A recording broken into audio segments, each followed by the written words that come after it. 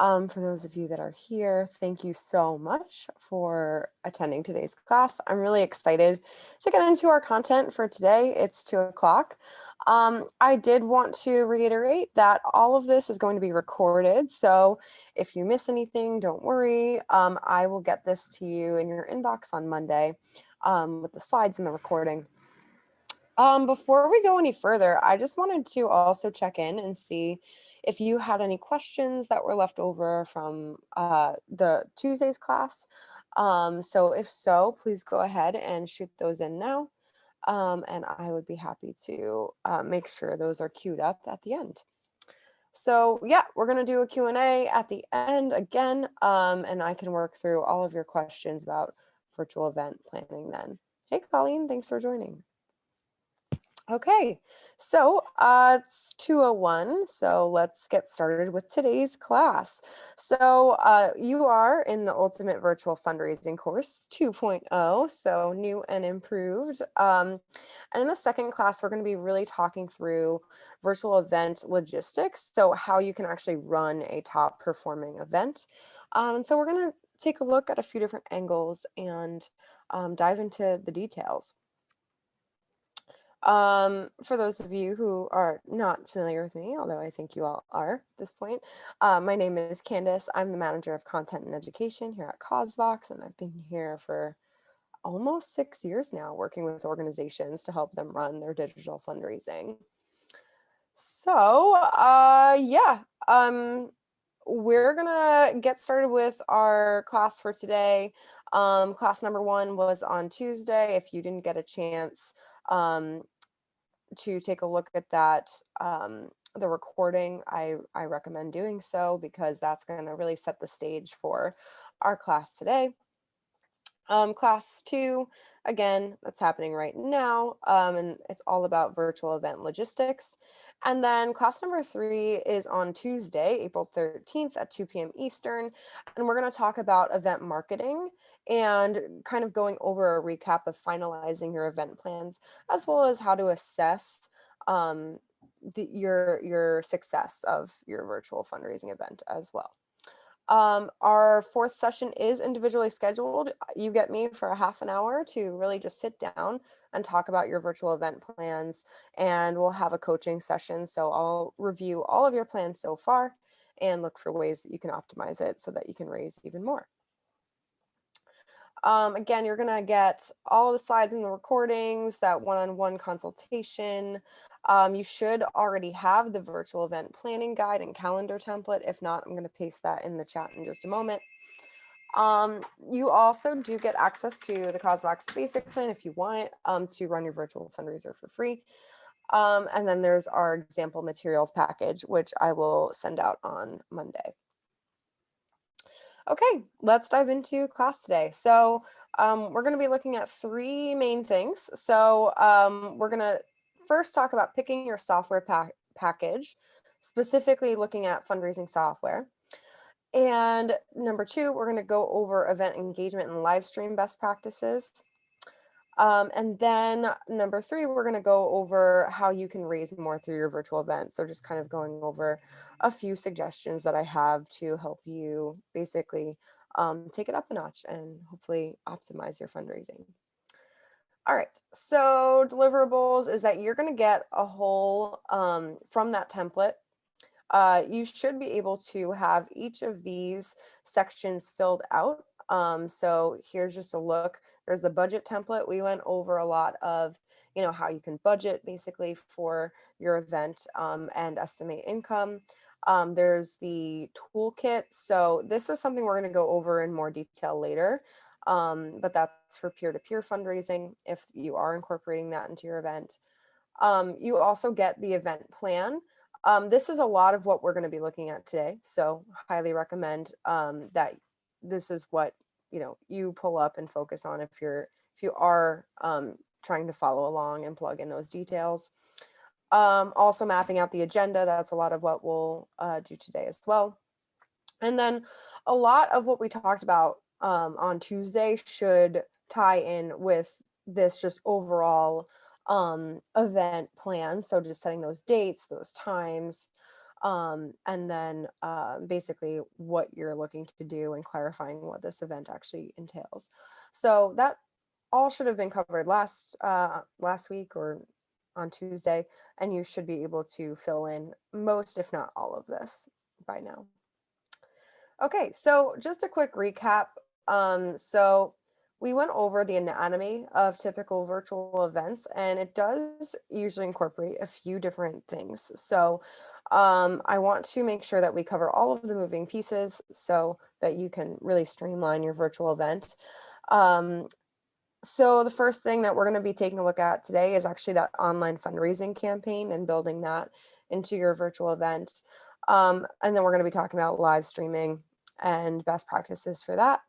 And peer-to-peer event sponsorships, those are typically involved in virtual events as well. And also to reiterate and keep in mind as we're planning your virtual event, a lot of what we're going to be talking about today is, kind of day of event strategies. But keep in mind that by and large, the vast majority of funds raised for your virtual event are actually raised ahead of time. So you're not trying to bring in all of the funds during your live stream, hopefully, because you really can use, between 30 and 60 days lead up time to really fundraise and then have your virtual event, if you are doing a live stream, kind of be the culmination of all of that fundraising. So just kind of keep that in mind as one thing that is different from those in-person events. Okay, let's talk about choosing the right fundraising technology. So when you're thinking of your virtual event, one of the biggest things that you do have to choose earlier on is what you're using to actually fundraise. So you could, of course, just fundraise through your website and build a landing page, but I do recommend having a fundraising platform that can help with that. Either way, I think a lot of what we'll go over is applicable, but here's just an example. I love this example from the Autism Society of Minnesota. And you can see how they have this one page that's streamlined. They drove people here to watch live and also donate and also sign up to fundraise and put in all of their event details on the page. So there wasn't a lot of confusion about where people can go to watch and participate in the virtual event. So there's a few things just to keep in mind. You are going to need to build out some content to go along with your virtual event. So all of the event details, building out, also, are you featuring any guests? I like that they had Justin Sutherland featured on the page so that they can really see, who is going to be speaking at the event. They have a lot of event details. They have giveaways. They have, of course, their mission and what all of this is about on the page as well. They have peer-to-peer fundraising all in one place. So that live stream, all their content, all their donations and peer-to-peer is all going on one page. And that really does streamline things. You can replicate something similar right on your website with just, building out really similar content, but and having people watch and attend in one place. So one thing to think about when you are figuring out what you're going to do for your landing page for your virtual event and fundraising is that you want to make sure that whatever you're using to take donations is mobile optimized. We see that about 65% of all fundraising web traffic is on mobile, and that 54% of consumers have used a mobile wallet to make a payment. So Apple or Google Pay, for example. And so just keep that in mind where a lot of people are going to be watching and donating right on their phones. So mobile optimization is really key when you're choosing something.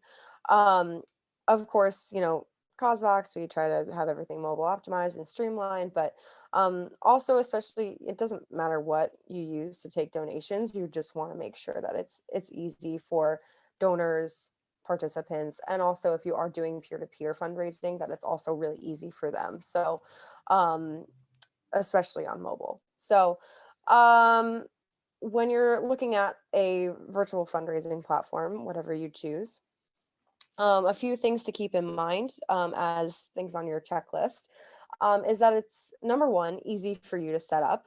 Whatever you use should not take a lot of time or effort.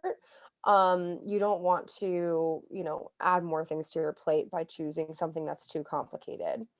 Also, peer-to-peer capabilities to kind of incorporate peer-to-peer fundraising. So, again, kind of asking um, your participants to also fundraise on your behalf.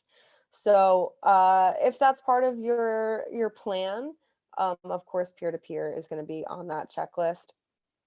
You want to make sure that it's easy to feature content and sponsors. We talked about fulfilling those sponsorships last time.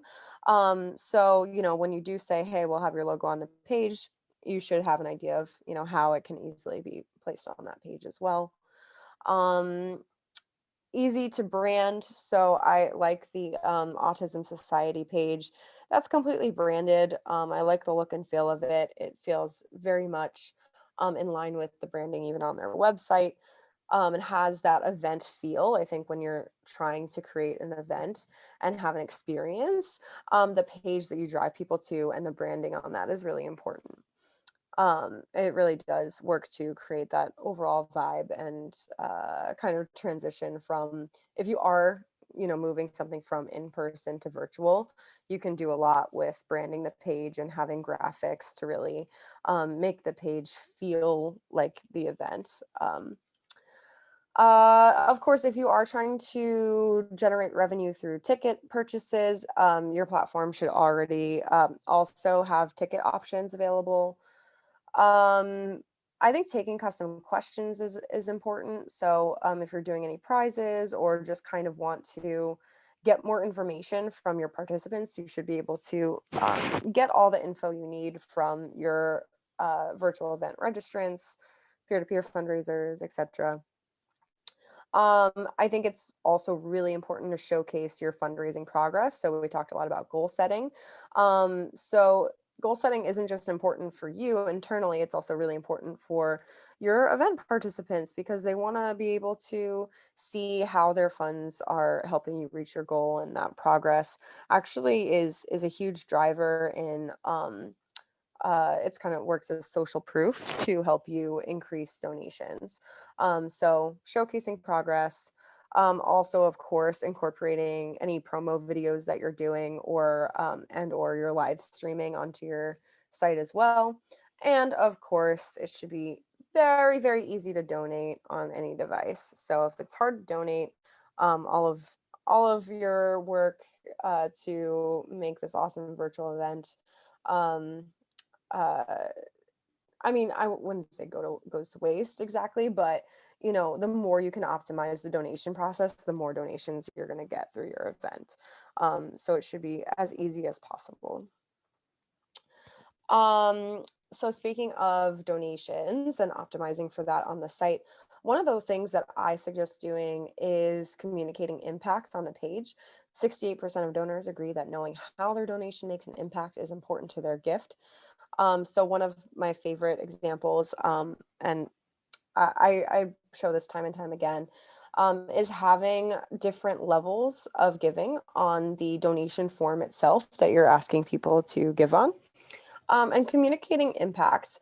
I know some people like to showcase like thank you gifts or kind of like perks of those levels, but I also think that what the real primary reason someone's giving to you is all about the impact that they can create with your organization. So I would do your best whenever possible to communicate impact on the donation form itself.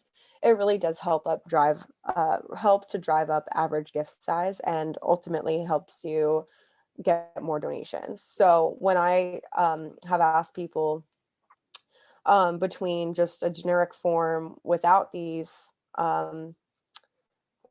descriptions, and when they switched over um, to this type of format where they were communicating impact on the form itself, they saw about $100 increase in average gift size. So it's really, really important to optimize your donation process and communicate impact wherever possible.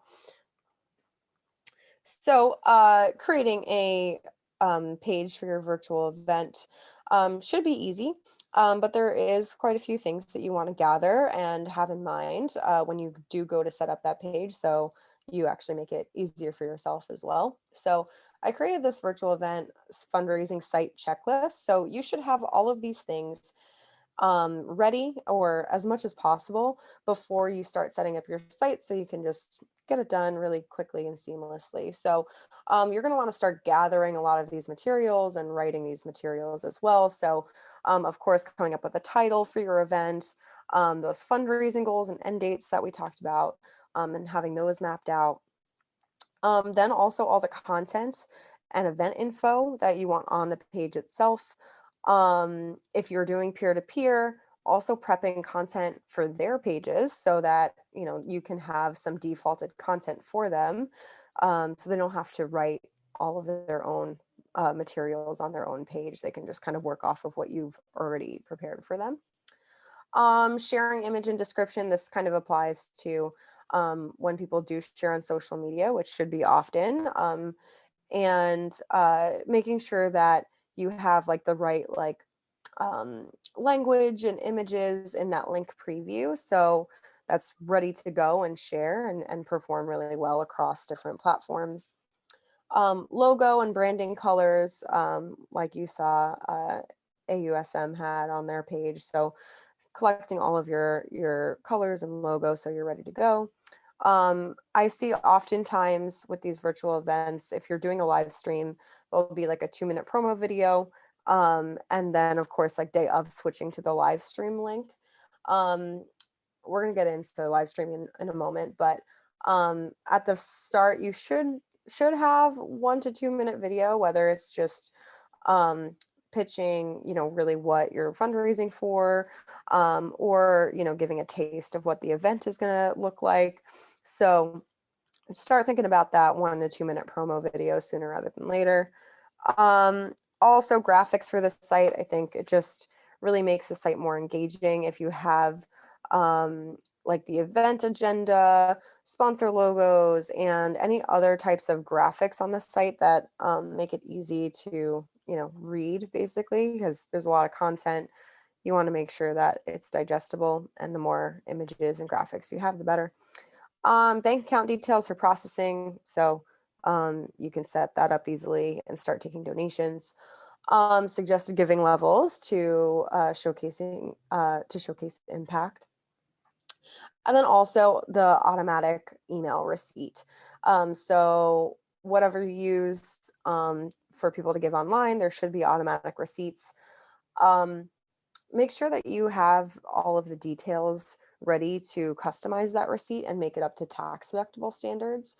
So start thinking about EIN, some of that required language like the no goods or services statement. This email serves as your receipt for tax purposes. And of course, like just organization address and other basic information. Okay, so then when thinking about anything outside of the fundraising platform, um, one of the things that I see most often as kind of key is thinking about data reconciliation, what that's going to look like for your organization. So of course, a lot of these platforms out there, you can of course download data and import it into whatever you might be using to keep track of donation data. Um, and so one of the things that I recommend doing so you just save time in that process is looking into Zapier. It's a tool that automatically pushes donor and event attendee data into your database. So like, for example, CauseVox has an integration with Zapier. So a donor makes a donation, and that all that donor info goes automatically into a lot of different applications, including MailChimp, Constant Contact, Bloomerang, Little Green Light, Kindful, Salesforce, QuickBooks even. So just think about like what that data reconciliation process is, because you could, of course, use a platform um, that that seems great, but if the data reconciliation is going to be really hard for you, again, like you just want to make your whole event as easy as possible. And then also thinking about like if you are going to just build a landing page on your website for all of this as well. So Nicholas House did a little bit of both actually. So they had a campaign created on Cosvox, but then they also built a landing page just because it fit better with what they were looking to do. So they incorporated that fundraising progress right on their landing page on their site. They embedded the donation form with those descriptions of impact. They had the Become a Dream Builder call to action. So I think that was to also make a larger donation or a monthly gift, I think. There's start a peer-to-peer fundraiser, so they're pushing people to sign up and create their own personal page that would direct to Causebox and prompt them to set up their page from there. And then they had all of the registrations on the landing page itself. So you click on the link and it took them to the page to register for their different virtual events. They had their virtual event agenda on here, all their sponsor logos, FAQs. So it's just a great example of a really streamlined landing page. And so just think about if you are going to be hosting something like this on your website, because you may need to ask, someone on your team to help you with this. Okay, so one of the things that now you can start doing is actually plugging in your event plan and calendar, the technology that you plan on using to actually fundraise. So start thinking through some due dates for that so you can set that timeline for yourself um, and get started planning ahead of time. So start filling out that event plan and calendar. You'll want to, of course, find your fundraising platform or, decide to, of course, host it on your site and direct people to participate from there. Or, and of course, start prepping all of that event page content. So all the event details and everything on that checklist that I mentioned earlier. Okay, so that is our first section here. I want to really dive into live streaming, best practices, and also a little bit about event engagement as well. Um, and one of the things that I often hear is that you have to have a live stream to have a virtual event. I actually think it's not necessarily always the case. For example, the Keys to Success virtual walk didn't have any live streaming component. They just basically had people sign up and participate on their own. So people just had their own personal fundraising pages. They set their own goals. So this is what she said. This is a fundraiser you can do as you want.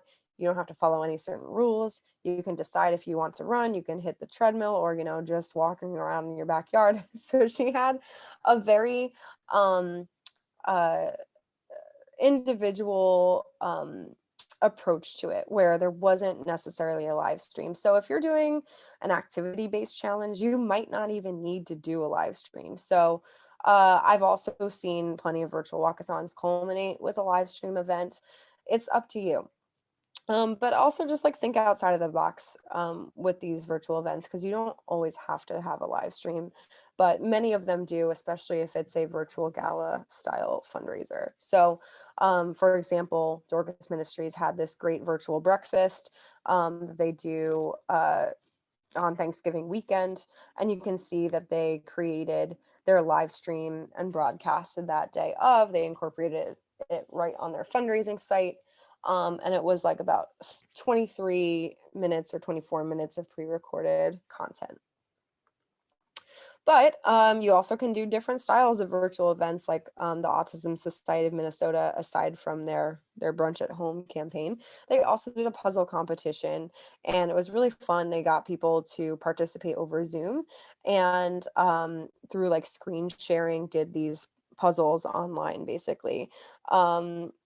And yeah, it was really, really cool to see how you can make something unique and um, choosing the right, basically like thinking through which platforms. So like Dorcas Ministries, they used YouTube Live um, for their pre-recorded presentation, while this one was more interactive and they use Zoom for that. So whatever you choose, if you do decide to do live streaming with your virtual event, ensure that your live stream platform aligns with your event goals. So you want to find something that meets your needs. So one of the things to consider is, how will you take registration? So Nicholas House, for example, they were driving people to a unique form that they created on their website. And then they push people, probably using a tool like Zapier, into their Zoom meetings for the event. Um, Also, just think through what information you want from attendees, because with the Dorcas Ministries, for example, on YouTube, they're not collecting the emails of the attendees. So, how are you planning to take registrations, and what information do you want to actually get from your attendees? You can use Zoom to actually just take registrations right then and there. That could be a really easy way to do it if you don't have a tool that you currently use to take registrations on your website. You can also use Cosvox to take registrations. We have ticketing options now too. So, um, and there are $0 ticket options. So if you're interested, that could be a way to streamline the process as well. Um, and consider what your program actually entails. So, is it more interactive, like the Autism Society of Minnesota's puzzle competition, or does it just work for, you know, um, as a simple live stream on YouTube? Is it just, pre-recorded content people can come and watch day of? In that case, then yeah, probably YouTube Live or something similar is very easy to use and works best for that style of presentation. And then also, does this line up with my goals for the number of attendees you want live and replays? So, um, just thinking through, those goals that we set on Tuesday, we're talking through the goals that you should be setting for your live stream. How many people do you want to attend? How many people do you want to watch afterwards as well? Thinking through replays as an option. Um, and so making sure that whatever live stream platform you fit just kind of aligns with those goals. Because if you want 10,000 people to watch, but you've only ever gotten 100 people to come to an in-person event, you're probably going to want to choose a channel like YouTube. But if not, you might want to do and want more information from your registrants, you might want to do something like Zoom and have that align better. So all that to say, there's a bunch of different live streaming platforms to choose from for your event. I do recommend, if you're doing something that's dynamic, um, with pre-recorded content and live content, I think Zoom is actually a great option. You can do breakout rooms. You can also simulcast to YouTube and Vimeo as well, or I think it's YouTube. Vimeo might be an option, and Facebook Live actually. So that's always a good way to do it. So if you want people to have the option to interact live, they can join the Zoom. But if they just want to watch at home, they can just watch it on YouTube. That being said, there's a few other options. There's GoToWebinar. It's a good alternative to Zoom. You get a little extra space basically for more attendees, and to also have more recordings on there. Google Meet is great for a more casual, interactive event. So if you're doing like a happy hour, Google Meet's perfect. There's Restream. I've been hearing a little bit about this recently. This is what the Autism Society of Minnesota used for their brunch at home event, actually, because it's great for simulcasting. So you can simulcast like over, I think it's like 30 different platforms. and they said it was really easy to switch from live to pre-recorded content and back. Zoom, you can do live and pre-recorded as well, but you're going to have to share your screen. It's going to take a second. Not very, not very disruptive, but it is, a little more. Restream makes it a little more streamlined, basically. YouTube Live is great because it's easy to play a pre-recorded video and then embed anywhere. Facebook Live, it has similar advantages to YouTube, but also if people aren't on Facebook, you're going to alienate that audience. So just kind of keep that in mind. It's a great thing to simulcast too, but I don't know about having that as your primary option.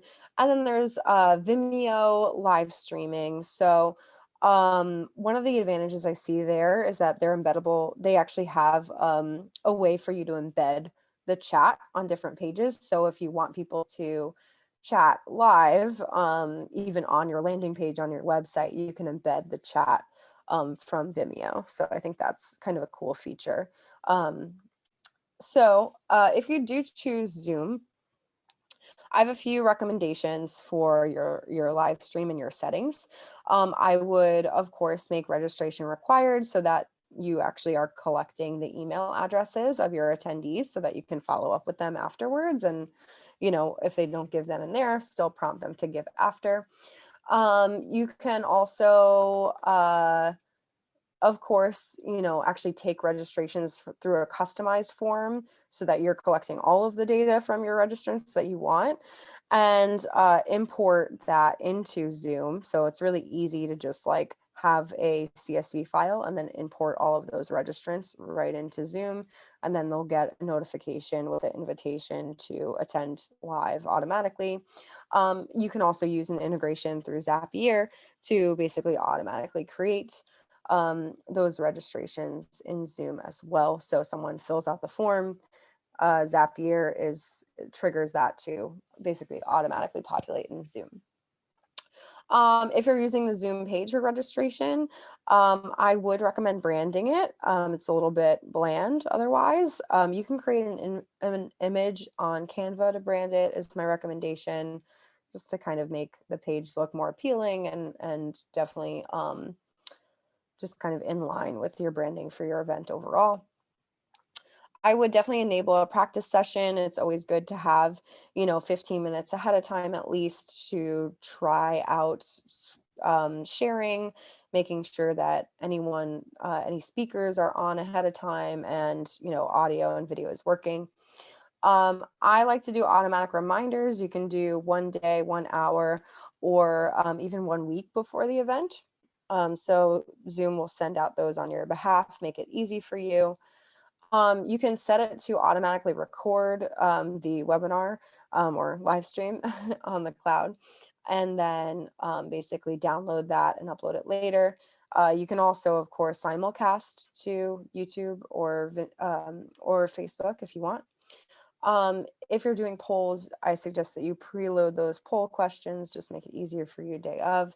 And then if you're using the breakout rooms feature, you can also preload the list of everyone who's supposed to be in each breakout room. So also just to like give you an idea of how breakout rooms can be used. Typically with events, virtual events, there's not so much engagement. You want to try to replicate that in-person event feel and give people the opportunity to chat with one another, and breakout rooms is a great way to do that. So you might be doing your presentation and have a bunch of pre-recorded content, but then have a live component and break people out into virtual tables so that they can basically 10 people to a room and they have the opportunity to kind of chat with one another. And you can actually preload all these lists so that when you're done with that live stream, you click a button and send everyone to their predetermined breakout room. So just some recommendations on that end. I think for the best virtual events, live streams that I've seen usually use a mix of pre-recorded and actual live content. Pre-recorded content usually looks like musical performances or any kind of performance, basically. And also you can record any speakers ahead of time. if you have like a video to show, of course, that's pre-recorded as well. And then live content is important, I think, to drive engagement. We'll get into a little bit more of that later, but having some live interaction is important because, people actually feel like they're not just watching a video, but they're attending a real event that's happening live. Also, I would recommend that you make sure that it integrates on multiple pages and platforms. So, you know, people could watch, if this is how your event is set up, that people could actually watch it live from your landing page, whether that's on your website or if that's your on the fundraising platform you choose. One of the things that I often hear about is, or get questions on, is like, how long should the program be? Um, and I mean, ultimately, it depends. So I know that's not everyone's favorite answer, but consider your audience, what they're used to attending. Have you done any virtual events before? How long did people kind of stay on? So see, what has worked in the past. And also the purpose has a lot to do with it. So what are you really trying to accomplish with the live stream? What are people getting out of it? And I think that, also determines what the appropriate length should be. Um, so yeah, I mean, if you are transitioning something that usually happens in person to online, do your best, but there's probably going to be parts of that in-person event that don't translate well. So I would just leave those off and not worry about it. But I think end of the day, just have a similar feel to it. Like I know a lot of nonprofits that usually did like a cook-off fundraiser. They instead translated that to like a cooking class fundraiser. So similar feel, but kind of transition to work well on a live stream. And then also, usually if you're translating something to online, it's usually about a half to three quarters of it what it normally is, just because you're able to get more information across more quickly, and you can streamline the events a lot. Also, people's attention spans are kind of short, so just consider keeping the program to um, something that is digestible. So usually an hour or less I see most often. But again, goes back to the purpose. We did um, our fundraising conference, the digital fundraising summit over the summer, and that was a 8-hour day live stream. So I would say for something that's a little bit more involved, you might want to break up longer events into multiple live streams. So one of the things that I did really also like, aside from just their landing page, is that you could register for the health panel, you could register for the unemployment panel, and there was these different registrations and dates that they could actually attend, so that, basically giving people the option to attend the parts of the event that they wanted to. Summit Assistance Dogs did something very similar with their event this year. So they do a virtual luncheon. So they had a few great different kinds of events. And then they have, of course, their culmination event on May 6th with their 30-minute pre-recorded program. But then they have the more interactive options leading up to the event, which I thought was really fun and interesting, and showing them more of behind the scenes at their organization as well. So just thought it was a really interesting way to structure it. Okay, so to help you best prep for your live stream, I have a few recommendations. So I would, of course, try to have someone be the host. So someone to come on, especially if there's any risk of, a speaker not, getting started, or a technical issue or whatever it may be. You're always going to want someone just on board to run the event, run the live stream, and be the main point person, and can jump in if there's any issues or they need to moderate anything. I would always do like a run through beforehand, especially if it's going to be all live, just to make sure that everything's working. Also, you want to make sure video and audio quality is really good. If you don't have, a lot of people are at home, so they're working with like limited abilities. But if you have an important speaker coming on, or um, someone's, hosting, make sure that the video is good and the audio is good. You could invest in, a microphone and have that shipped to them, like on Amazon. I know we were, also considering, like, if someone's video is poor quality, giving them the options for us to mail them a better camera so that they could use that live and then mail it back to us. So kind of thinking through ways that you can streamline audio and video quality. Audio quality is actually really important. So even more than video, make sure that audio sounds really good and crystal clear, because it's hard to listen to, basically, and you're going to lose out on people if it's difficult to listen to what the speakers are saying. Have your speakers join early, again, like 15 minutes ahead of time at least, to just make sure everything's working properly.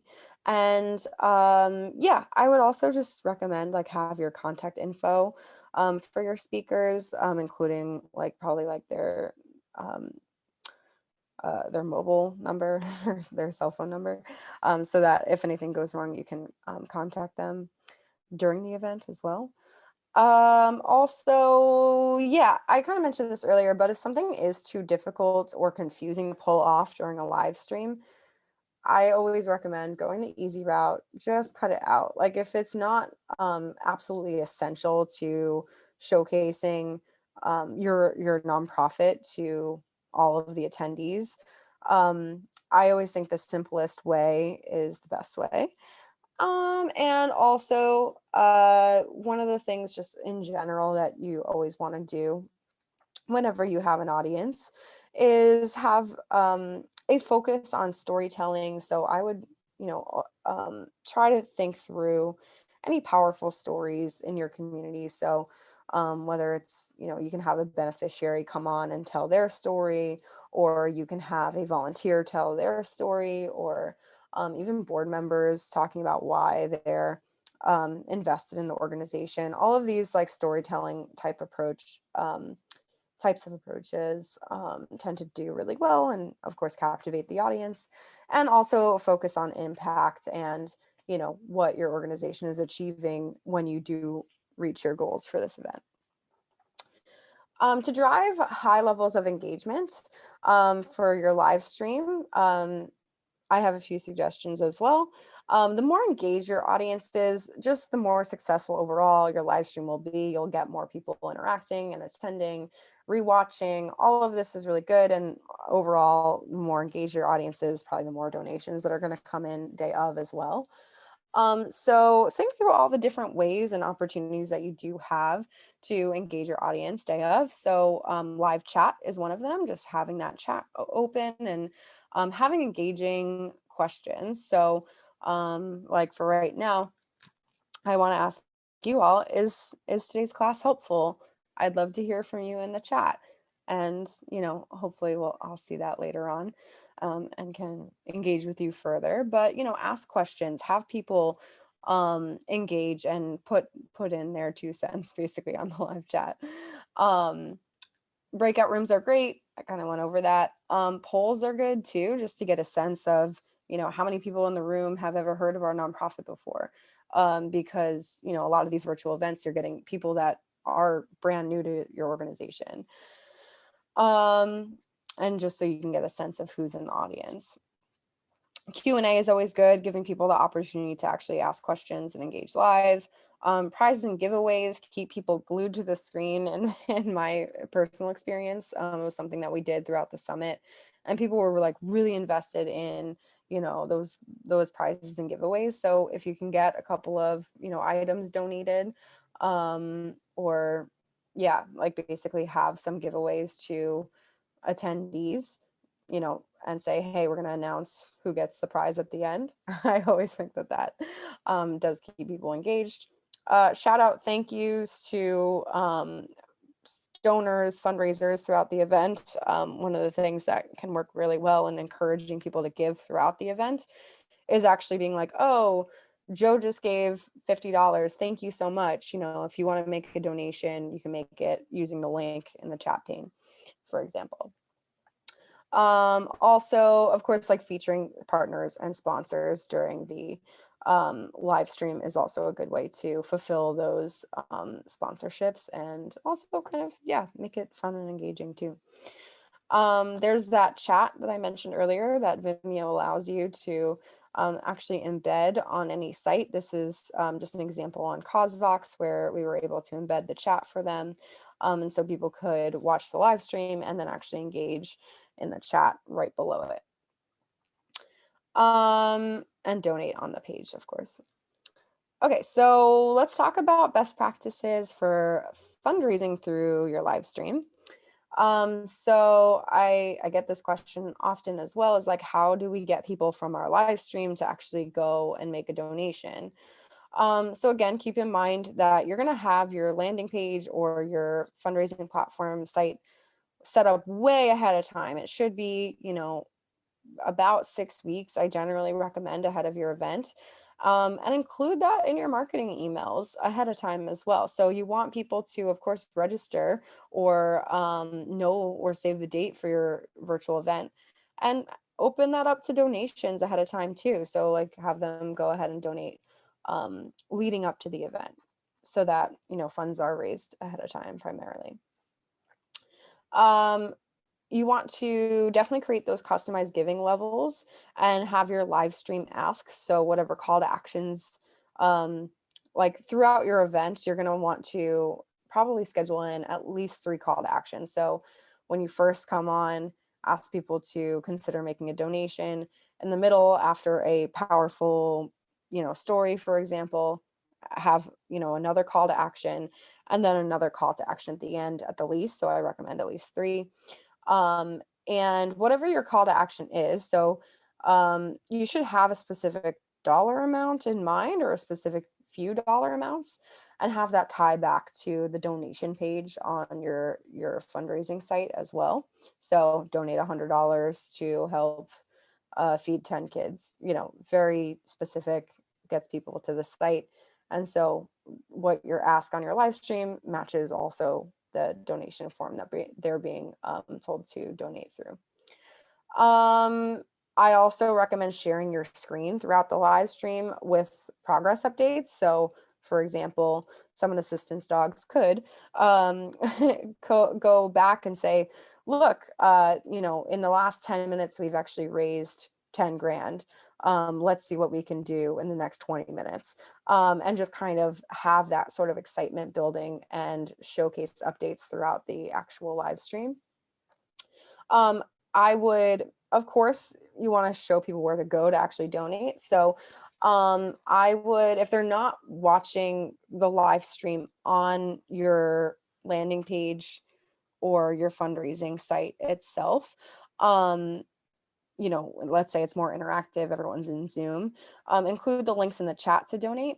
And then also, if people don't get the chance to donate live, they're kind of multitasking, whatever it is, I would also send the follow-up email with the link to donate, of course, and include a link to donate in the webinar replays or event replays as well. So Summit Assistance Dogs actually had their live stream embedded on the site, and then you can see that it's still there now. It's embedded, so people can replay and watch at any time. They have those different giving levels tied to their ask, and then of course they have the link to actually donate in the description of their YouTube live video. So there's, different ways where people were watching and attending live and donating from here. Or even if they were in YouTube directly, they were still driving people through the description to where they can go to donate. Okay, so I want to be mindful of time. So I might save some of this for next time, but I'm going to get through all the live streaming things at the very least. So the anatomy of a typical live stream usually entails an early start. So start, 5, maybe 10 minutes early before your event, just to give people that are early birds the chance to get signed up and have some engagement with them. Um, Live engagement at the start is always really good. It gets people sort of invested in listening instead of just, diving right into a pre-recorded video. Of course, usually there's like introductions, sponsor shout outs. Um, there's usually also one of the great things that you can do is like set expectations for how long this live stream is going to go on. So at least they kind of keep that in mind, and any instructions that they should, kind of keep in mind. So instructions, I guess, sounds uh, a little dull, but hey, you can chat us, talk to us in the chat, and giving them ideas of things that they can do and ways that they can engage. From there, usually you dive into your speakers, entertainment, whatever pre-recordings. Um, have, that giveaway somewhere in the middle, have a call to action, and then do that thank you to sponsors at the end, and have some additional time for live engagement. So that's just like, if you're looking for a way to structure your live stream and aren't sure, this is a pretty good framework to follow. I have this checklist for you. So when you're trying to figure out how to put together this live stream, you can kind of use this to make sure that you're on task. So you want to set your goals for how many attendees or registrants that you want. If you want them to just be viewers and in YouTube Live, or if you want them to actually register, and how many people you want to register and attend. Um, you can also reach out and coordinate with speakers ahead of time. That's definitely something that you're going to want to line up way ahead of your live stream, is any additional speakers that you're getting on board. You want to set your agenda, so have that whole framework kind of mapped out so you know exactly when everything is going on and what's happening the whole time. You want to draft your content for the Zoom page if you are using it for registrations. So that should be, kind of like, I would say 300 to 500 words max, having people, this is what the event is, register here. Set up your webinar page technology, set, whatever you're using, or live stream technology rather. So whatever you're using, set that up ahead of time, do some testing, set up your fundraising technology. So, we talked about that. Incorporate any elements you want onto your website, especially if you're embedding, that live stream right on your website. Um, Creating content for your live stream. So whatever, if you're doing a PowerPoint or whatever you need to do basically to showcase, if you're doing any pre-recordings, that you're going to want to, of course, get settled ahead of time. Run your live stream for your virtual events, and then afterwards just follow up with those attendees, if you have their emails, and then include the links to the recording and a call to action to give again. I have some additional live streaming resources for you. I will go ahead and include this in the follow-up email on Monday. So how to run the perfect webinar for your nonprofit has, some more details as well. And there's our article on 4 live streaming best practices and 7 real live stream examples. I think they're great examples. You should check them out if you're trying to look for some inspiration. So all this talk about live streaming, you want to set your actual agenda for your event and talk about, the ways that you're going to be using technology and how all of that interacts, and getting those people and any specific notes mapped out. So your action item now is to make your day of event agenda, and then consider all of those engagement tactics and incorporating that into that agenda as well. Okay, so we are pretty much at time. I do think that I can save this for next time. Forewarning, next class I might go a little bit long. We might extend it for like about 15 minutes. But I actually think this is a great stopping point because this went over a lot of technology details. So yeah, so we'll talk a little bit more about, some of those best practices to raise more through your event. Um, so I want to stop now and give you all the opportunity to ask questions. So feel free to submit those in the chat. Um, so, and it can be particular to, your specific kind of event. I'm happy to kind of dive into, yeah, anything that specifically applies to you as well. So any questions about technology? I think, I know I went over a lot, or live streaming.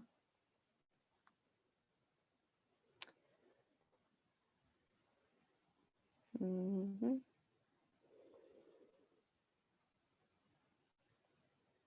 Was this helpful? Do you feel like you have more of a direction, when it comes to planning out your actual virtual event?